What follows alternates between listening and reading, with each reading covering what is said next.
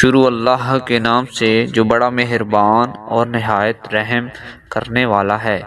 سیدنا ابو ہریرہ رضی اللہ تعالی عنہ سے روایت ہے کہ نبی کریم صلی اللہ علیہ وآلہ وسلم نے فرمایا، جس آدمی سے علم سے متعلق کوئی سوال کیا گیا لیکن اس نے اس کو چھپایا تو قیامت کے روز اللہ تعالی اس کو آگ سے لگام ڈالیں گے۔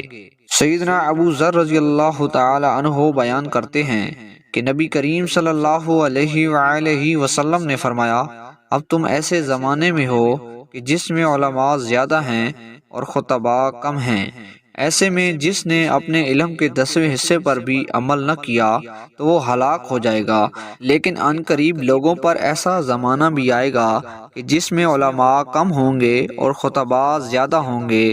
اس زمانے میں جس نے اپنے علم کے 10ویں حصے پر بھی عمل کر لیا تو وہ نجات پا جائے گا۔